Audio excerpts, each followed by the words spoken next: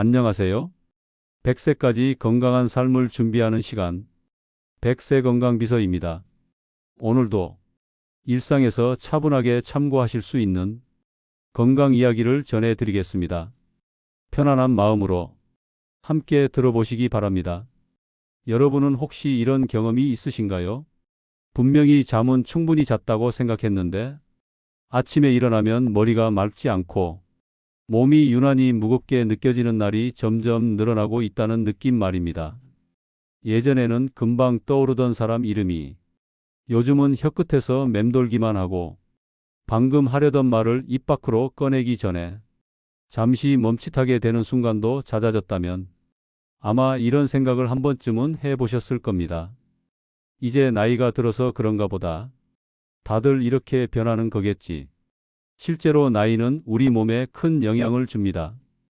기억력과 집중력이 예전 같지 않다고 느끼는 것도 자연스러운 변화의 일부일 수 있습니다. 하지만 연구를 조금 더 깊이 들여다보면 이 변화가 오직 나이 하나만으로 설명되지는 않는다는 점도 함께 드러납니다. 최근 의학계와 영양학, 신경과학 분야에서는 하나의 공통된 관점이 점점 더 많이 이야기되고 있습니다. 바로 몸 전체의 균형, 그 중에서도 장 상태와 전반적인 컨디션의 관계입니다. 장은 단순히 음식이 지나가는 기관이 아닙니다. 장은 면역 반응과 깊이 연결되어 있고 신경계와도 끊임없이 신호를 주고받으며 몸의 리듬을 조절하는 역할을 합니다. 그래서 장의 상태가 달라지면 소화만의 문제가 아니라 피로감, 집중력, 기분 상태, 전반적인 활력 같은 부분에도 영향을 줄 수 있다는 연구들이 오래전부터 보고되어 왔습니다. 여기서 꼭 짚고 넘어가야 할 점이 있습니다. 이 이야기는 치매나 기억력 저하가 장 때문에 생긴다고 단정하는 이야기가 아닙니다. 다만 몸 전체의 균형이 흔들릴 때 장이 중요한 역할을 할 수 있고 그 신호가 비교적 이른 시기에 생활 속 변화로 나타날 수 있다는 이야기입니다. 그래서 기억력이나 집중력의 변화가 느껴질 때 뇌만을 단독으로 바라보기보다 몸 전체를 함께 살펴보는 시각이 점점 더 중요해지고 있습니다. 특히 이런 신호들이 함께 나타난다면 한 번쯤은 내 몸의 상태를 차분히 돌아볼 필요가 있습니다. 아침에 일어나도 충분히 잔 것 같지 않은 느낌이 계속되는 경우, 특별히 무리하지 않았는데도 몸이 쉽게 지치고 활력이 떨어졌다고 느껴지는 경우, 예전보다 집중이 오래 유지되지 않고 생각의 흐름이 자주 끊기는 느낌이 드는 경우, 여러분은 혹시 이 중 몇 가지나 해당되십니까? 이런 변화들은 갑작스럽게 나타나기보다는 아주 서서히 조용히 시작되는 경우가 많습니다. 그래서 대부분의 분들이 그저 나이 때문이겠지 하고 넘깁니다. 하지만 연구자들은 이런 시점이야말로 몸이 보내는 작은 신호에 귀를 기울여야 할 때라고 말합니다. 몸은 한 번에 크게 망가지지 않습니다. 작은 불균형이 쌓이고 회복할 시간이 부족해지면서 서서히 컨디션이 낮아집니다. 그리고 그 과정에서 장이 부담을 받고 있는 경우도 적지 않게 관찰됩니다. 장은 우리가 매일 선택하는 음식, 생활 리듬, 움직임의 양, 스트레스 상태에 가장 직접적인 영향을 받는 기관입니다. 그래서 장 상태는 생활 습관의 결과가 가장 먼저 드러나는 곳이기도 합니다. 오늘 이 이야기는 여러분을 불안하게 만들기 위한 이야기가 아닙니다. 오히려 아직 돌볼 수 있는 부분이 남아 있다는 희망의 이야기입니다. 왜냐하면 뇌는 직접 손대기 어렵지만 장은 우리가 매일의 선택으로 조금씩 바꿀 수 있는 기관이기 때문입니다. 무엇을 먹는지, 어떻게 쉬는지, 얼마나 움직이는지, 이 작은 선택들이 쌓이면 몸은 다시 균형을 향해 움직일 여지를 얻게 됩니다. 오늘 이 영상은 어떤 결론을 강요하지 않습니다. 다만 지금 내 몸이 보내는 신호를 한 번쯤은 차분히 바라보고 앞으로의 생활을 어떤 방향으로 조정해 볼 수 있을지 함께 생각해 보는 시간입니다. 이제 다음 이야기에서는 왜 장이 불편해질 때 몸 전체의 컨디션이 함께 흔들릴 수 있는지, 그리고 우리가 일상에서 어떤 부분을 놓치고 있었는지 조금 더 구체적으로 살펴보겠습니다. 우리는 보통 몸이 아프면 아픈 곳만 따로 떼어 생각하는데 익숙합니다. 머리가 아프면 머리 문제, 속이 불편하면 위장 문제, 기억이 잘 안 나면 뇌 문제, 이렇게 나누어 생각하는 것이 어찌 보면 당연합니다. 하지만 연구를 통해 몸을 들여다보면 우리 몸은 그렇게 나뉘어 움직이지 않습니다. 몸은 하나의 시스템처럼 서로 연결되어 반응합니다. 그 중에서도 장은 단순히 소화만 담당하는 기관이 아니라 몸 전체 상태를 좌우하는 중요한 역할을 맡고 있습니다. 장의 안쪽에는 우리 몸 면역 기능의 상당 부분이 모여 있습니다. 그래서 장은 외부에서 들어온 음식과 물질을 걸러내고 몸에 필요한 것과 그렇지 않은 것을 구분하는 일종의 관문 역할을 합니다. 이 과정이 원활할 때는 우리는 장의 존재를 거의 느끼지 못합니다. 하지만 장에 부담이 쌓이기 시작하면 몸은 서서히 다른 신호를 보내기 시작합니다. 그 신호는 반드시 폭통이나 설사 같은 뚜렷한 증상으로만 나타나지 않습니다. 오히려 이유 없이 피곤해지는 느낌, 몸이 전보다 쉽게 지치는 느낌, 아침에 일어나도 개운하지 않은 느낌 같은 형태로 먼저 나타나는 경우가 많습니다. 연구에 따르면 장 안의 환경이 불균형해질 때 몸은 이를 하나의 스트레스 상태로 인식할 수 있습니다. 이 과정에서 면역 반응과 관련된 신호 물질들이 평소보다 많이 만들어질 수 있고, 이 상태가 오래 이어지면 전반적인 컨디션에 영향을 줄 가능성이 있습니다. 여기서 중요한 점은 이 변화가 아주 서서히 진행된다는 사실입니다. 하루 이틀의 문제가 아니라 몇 달, 몇 년에 걸쳐 조금씩 쌓이는 경우가 많습니다. 그래서 대부분의 분들이 특별히 아픈 곳이 없으니 그냥 지나치게 됩니다. 그럼 장에는 왜 이렇게 부담이 쌓이게 될까요? 연구와 생활 데이터를 함께 살펴보면 몇 가지 공통적인 요인이 반복해서 등장합니다. 첫 번째는 식사의 변화입니다. 현대인의 식사는 예전보다 훨씬 간편해졌습니다. 바쁜 일상 속에서 가공된 음식, 자극적인 맛, 단맛과 짠맛이 강한 음식을 자주 접하게 됩니다. 이런 식단이 당장 큰 문제를 일으키지는 않지만 장이 스스로 균형을 유지하는 데는 부담이 될 수 있습니다. 특히 섬유질이 부족하고 자극적인 음식 위주의 식사가 이어지면 장 안의 환경이 조금씩 불리한 방향으로 변할 수 있습니다. 두 번째는 스트레스입니다. 스트레스는 마음의 문제로만 생각하기 쉽지만 몸에도 분명한 영향을 줍니다. 스트레스가 많을수록 몸은 긴장 상태를 유지하게 되고, 이 긴장 상태는 장 운동과 소화 리듬에도 영향을 줄 수 있습니다. 연구에 따르면 지속적인 스트레스 상황에서는 장이 회복할 시간을 충분히 갖지 못하는 경우도 보고되고 있습니다. 세 번째는 약물과 생활 환경입니다.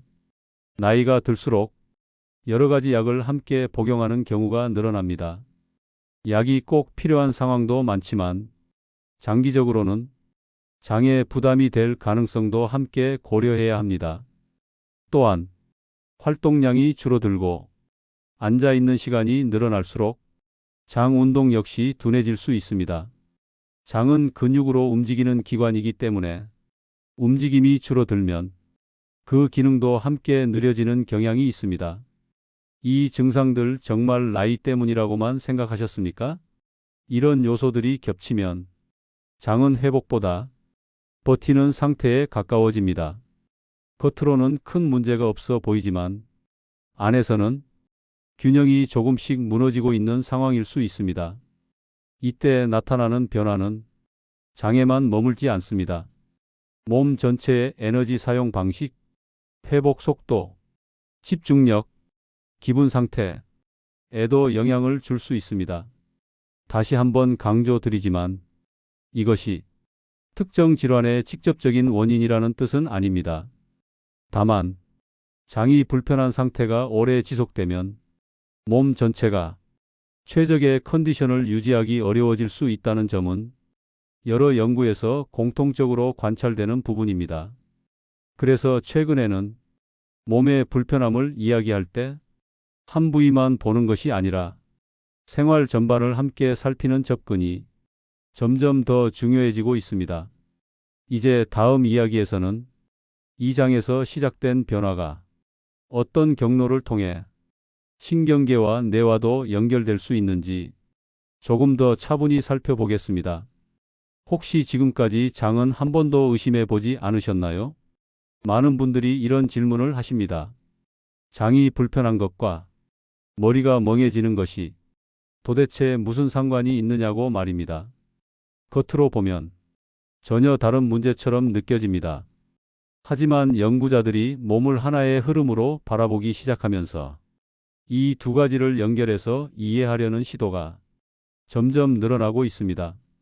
우리 몸에는 각 기관을 따로 움직이게 하는 스위치가 있는 것이 아니라 서로 신호를 주고받으며 반응하는 연결 구조가 있습니다.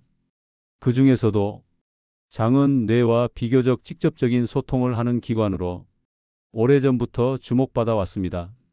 장은 신경을 통해, 호르몬을 통해, 면역 반응을 통해 뇌와 끊임없이 정보를 주고받습니다. 이 과정에서 중요한 역할을 하는 것이 몸의 상태를 전달하는 신호들입니다. 장은 지금 편안한지, 부담을 받고 있는지, 균형이 유지되고 있는지, 아니면 긴장 상태인지, 이런 정보를 다양한 신호 형태로 뇌에 전달합니다. 뇌는 이 신호를 바탕으로 몸 전체의 반응을 조절합니다. 장이 안정적일 때는 뇌도 비교적 차분한 상태를 유지하기 쉽습니다. 반대로 장이 계속 부담을 받고 있는 상태라면 뇌 역시 몸이 스트레스 상황에 놓여 있다고 인식할 가능성이 있습니다. 이때 뇌는 위험에 대비하는 방향으로 몸을 조정하려 합니다. 문제는 이런 상태가 잠깐이 아니라 오랜 시간 이어질 때입니다. 몸이 늘 긴장 상태에 머물면 에너지를 많이 쓰는 기능부터 영향을 받을 수 있습니다. 집중력, 사고의 유연성, 감정 조절 같은 기능들이 그 예입니다. 여기서 오해하지 않으셔야 할 점이 있습니다. 이 이야기는 장이 나쁘면 반드시 뇌 기능이 떨어진다 라는 뜻이 아닙니다. 다만 장이 불편한 상태가 오래 지속되면 몸 전체가 최적의 컨디션을 유지하기 어려워지고 그 과정에서 뇌 기능에도 간접적인 영향을 줄 가능성이 논의되고 있다는 뜻입니다. 이 관점은 최근 인지 건강을 다루는 연구들에서도 점점 더 자주 언급되고 있습니다. 기억력이나 집중력을 이야기할 때 수면, 운동, 스트레스, 혈관 상태와 함께 장 건강이 함께 거론되는 이유가 바로 여기에 있습니다. 또 하나 중요한 점은 장이 불편해질 때 몸 안의 면역 반응도 함께 달라질 수 있다는 점입니다. 장은 외부에서 들어오는 물질을 가장 먼저 만나는 기관이기 때문에 면역 반응과 깊이 연결되어 있습니다. 장이 부담을 받는 상태가 지속되면 몸은 이를 하나의 경고 신호로 받아들이고 면역 관련 반응이 활발해질 수 있습니다. 이 반응이 짧게 끝나면 문제가 되지 않습니다. 하지만 이 상태가 오래 이어지면 몸은 늘 경계 상태를 유지하게 되고 회복에 필요한 여유를 잃을 수 있습니다. 이 과정 역시 전반적인 컨디션 저하, 피로감, 집중력 저하, 기분 변화, 연관될 가능성이 있습니다. 다시 한번 강조하지만 이 모든 것은 직접적인 원인 관계를 말하는 것이 아닙니다. 몸은 여러 요소가 함께 작용하는 시스템입니다. 장 상태는 그중 하나의 요소일 뿐입니다. 하지만 이 요소를 완전히 무시하고 뇌만 따로 떼어 생각하는 접근이 충분하지 않을 수 있다는 점에서 이 연결에 대한 관심이 커지고 있는 것입니다. 그래서 최근에는 기억력이나 인지 상태를 관리할 때 약이나 훈련만 떠올리기보다 생활 전반을 함께 돌아보는 시각이 점점 더 중요해지고 있습니다. 무엇을 먹고 있는지, 어떻게 쉬고 있는지, 몸을 얼마나 움직이고 있는지, 마음을 얼마나 긴장 상태로 두고 있는지, 이 모든 것이 장과 뇌가 주고받는 신호에 영향을 줄 수 있습니다. 3부에서 꼭 기억하셨으면 하는 메시지는 이것입니다. 몸은 부분이 아니라 전체로 반응합니다. 그리고 눈에 보이는 변화보다 보이지 않는 신호가 먼저 나타나는 경우가 많습니다. 이제 다음 이야기에서는 이 연결이 실제 생활 속에서 어떻게 나타나는지, 그리고 장을 돌보는 방향으로 생활을 조정했을 때 사람들이 어떤 변화를 느끼는지 사례 중심으로 차분히 살펴보겠습니다. 여러분이라면 이 상황에서 어떤 선택을 하셨을 것 같습니까? 연구 이야기를 아무리 많이 들어도 마음이 쉽게 움직이지 않을 때가 있습니다. 그럴 때 가장 설득력이 있는 것은 숫자가 아니라 사람의 경험입니다. 실제 생활 속에서 어떤 변화가 일어났는지를 들으면 비로소 나도 한번 돌아봐야겠다는 생각이 들기 때문입니다. 장을 중심으로 생활을 조금씩 조정했을 때 사람들이 가장 먼저 이야기하는 변화는 의외로 아주 사소한 것들입니다. 갑자기 기억력이 확 좋아졌다거나 몸이 완전히 달라졌다는 이야기가 아니라 이런 말들입니다. 아침에 일어났을 때 예전보다 덜 피곤하다. 하루를 시작할 때 몸이 조금 가볍다. 식사 후에 속이 덜 더부룩하다. 이런 변화들은 겉으로 보기에는 아주 작은 차이처럼 느껴집니다. 하지만 연구자들은 이런 사소한 변화가 몸이 균형을 되찾아 가고 있다는 초기 신호일 수 있다고 설명합니다. 한 사례를 들어보겠습니다. 오랜 시간 소화가 편하지 않았던 분이 계셨습니다. 늘 배가 더부룩했고 식사 시간이 즐겁기보다는 부담으로 느껴졌습니다. 그러다 보니 음식 선택도 점점 단순해지고 편한 것 위주로 바뀌었습니다.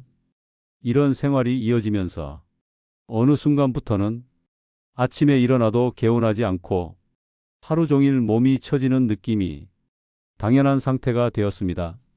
집중이 잘 되지 않고 생각이 끊기는 느낌도 조금씩 늘어났습니다. 이분이 선택한 것은 특별한 방법이 아니었습니다. 약을 바꾸거나 새로운 치료를 시작한 것도 아니었습니다. 대신 생활을 하나씩 정리해 보기로 했습니다. 식사 시간을 일정하게 하고 자극적인 음식을 줄이고 천천히 걷는 시간을 하루에 조금씩 늘렸습니다. 그리고 속이 불편할 때마다 참고 넘기기보다는 몸 상태를 조금 더 세심하게 살피기 시작했습니다. 몇 주가 지나자 가장 먼저 느낀 변화는 소화였습니다. 식사 후에 예전만큼 불편하지 않았고 배에 늘 차 있던 답답함이 조금씩 줄어드는 느낌이 들었습니다. 그 다음으로 느낀 변화는 아침 컨디션이었습니다. 완전히 개운하다고 할 수는 없었지만 예전보다 하루를 시작하는 느낌이 조금 달라졌다고 말하셨습니다. 그리고 시간이 지나면서 집중력과 기분 상태에서도 미묘한 변화가 느껴졌다고 합니다. 생각이 아주 또렷해졌다기보다는 머리가 덜 막히는 느낌, 감정의 기복이 줄어든 느낌에 가까웠습니다. 이런 경험은 한 사람에게만 나타나는 것이 아닙니다. 생활 전반을 정리하고 장을 포함한 몸 상태를 돌보기 시작한 분들 중에는 비슷한 이야기를 하는 경우가 적지 않습니다. 중요한 점은 이 변화가 어떤 특정한 방법 하나 때문에 일어났다고 말할 수는 없다는 것입니다. 연구자들은 이런 변화를 몸이 회복할 수 있는 환경이 만들어졌을 때 자연스럽게 나타나는 결과로 설명합니다. 장이 조금 편안해지고, 수면이 조금 나아지고, 움직임이 늘어나고, 스트레스가 조금 줄어들면 몸 전체의 에너지 사용 방식이 보다 안정적인 방향으로 조정될 수 있다는 것입니다. 그 과정에서 집중력이나 기분 상태 같은 부분에서도 긍정적인 변화를 느끼는 경우가 있을 수 있습니다. 이 점을 꼭 기억하셨으면 합니다. 이야기 속 변화들은 누구에게나 똑같이 나타나는 결과가 아닙니다. 사람마다 생활 환경도 다르고 몸 상태도 다르고 회복 속도도 다릅니다. 그래서 다른 사람의 경험을 그대로 따라 해야 한다는 의미가 아니라 이런 변화가 생활 조정의 한 가능성으로 존재할 수 있다는 점을 참고하시면 충분합니다. 사부에서 드리고 싶은 메시지는 아주 단순합니다. 몸은 갑자기 바뀌지 않지만 환경이 바뀌면 조금씩 반응하기 시작합니다. 그리고 그 반응은 가장 먼저 일상에서 느끼는 작은 차이로 나타나는 경우가 많습니다. 이제 다음 이야기에서는 그렇다면 일상에서 참고해 볼 수 있는 선택에는 어떤 것들이 있는지, 그리고 무엇을 조심해야 하는지 차분하게 정리해 보겠습니다. 이제 마지막 이야기입니다. 지금까지의 내용을 차분히 따라오셨다면 아마 이런 생각이 드실지도 모르겠습니다. 그래서 도대체 무엇을 어떻게 해야 하느냐고 말입니다. 중요한 점부터 말씀드리겠습니다. 이 이야기의 목적은 어떤 방법을 반드시 해야 한다고 정답을 제시하는 것이 아닙니다. 또 특정한 음식이나 습관 하나로 모든 문제가 해결된다고 말하려는 것도 아닙니다. 오히려 지금 내 생활을 한번 점검해 보고 몸에 부담을 덜 주는 방향으로 조금씩 조정해 볼 수 있는 기준을 드리기 위함입니다. 연구에서 공통적으로 강조하는 방향은 아주 단순합니다. 몸이 스스로 균형을 유지할 수 있는 환경을 만들어 주는 것입니다. 그 환경을 만드는 데에는 몇 가지 기본적인 요소가 반복해서 등장합니다. 오늘부터 딱 하나만 바꾼다면 무엇부터 시작하시겠습니까? 첫 번째는 먹는 방식입니다. 여기서 중요한 것은 무엇을 반드시 먹어야 한다는 목록이 아닙니다. 대신 몸에 부담을 주는 식사가 반복되고 있지는 않은지 한 번쯤 돌아보는 것입니다. 식사 시간이 지나치게 불규칙하지 않은지, 자극적인 음식이 잦지는 않은지, 급하게 먹는 습관이 굳어 있지는 않은지, 이런 부분만 점검해도 장은 훨씬 편안해질 여지가 있습니다. 연구에 따르면 규칙적인 식사와 과도하게 자극적이지 않은 식단은 전반적인 컨디션 유지에 도움이 될 수 있습니다. 여기에서 많이 언급되는 식재료 중 하나가 바로 생강입니다. 생강은 전통적으로 소화를 돕는 식재료로 알려져 왔고, 최근 연구에서도 전반적인 컨디션 관리에 도움이 될 수 있다는 보고들이 있습니다. 다만 여기서 꼭 분명히 해야 할 점이 있습니다. 생강이 어떤 질환을 예방하거나 기억력을 회복시킨다고 말할 수는 없습니다. 생강은 균형 잡힌 식생활 안에서 하나의 선택지가 될 수 있는 재료일 뿐입니다. 따뜻한 성질의 음식이 몸에 잘 맞는 분들께는 부담 없이 활용해 볼 수 있는 식재료 중 하나라는 정도로 이해하시면 충분합니다. 두 번째는 움직임입니다. 장은 근육의 움직임으로 작동하는 기관입니다. 그래서 몸을 전혀 움직이지 않으면 장도 함께 둔해질 수 있습니다. 여기서 말하는 운동은 힘든 운동이 아닙니다. 숨이 차거나 관절에 부담을 주는 운동이 아니라 매일 일정하게 반복할 수 있는 가벼운 움직임이면 충분합니다. 천천히 걷기, 가벼운 스트레칭, 집 안에서의 간단한 동작, 이런 움직임만으로도 몸의 리듬은 달라질 수 있습니다. 연구에서도 규칙적인 움직임이 전반적인 컨디션 유지에 긍정적인 역할을 할 수 있다는 점은 꾸준히 보고되고 있습니다. 세 번째는 휴식입니다. 장은 밤에 회복되는 기관 중 하나입니다. 수면이 불규칙하거나 잠자기 전까지 몸과 마음이 계속 긴장 상태에 있으면 회복은 자연스럽게 늦어질 수 있습니다. 그래서 잠자기 전 자극적인 활동을 줄이고 하루를 정리하는 시간을 갖는 것만으로도 몸의 반응은 달라질 수 있습니다. 마지막으로 가장 중요한 태도가 있습니다. 바로 조급해하지 않는 것입니다. 몸의 변화는 하루 이틀 만에 확인되지 않습니다. 하지만 아주 작은 차이는 비교적 이른 시기에 느껴질 수 있습니다. 아침에 일어났을 때 조금 덜 피곤하다. 식사 후에 속이 덜 불편하다.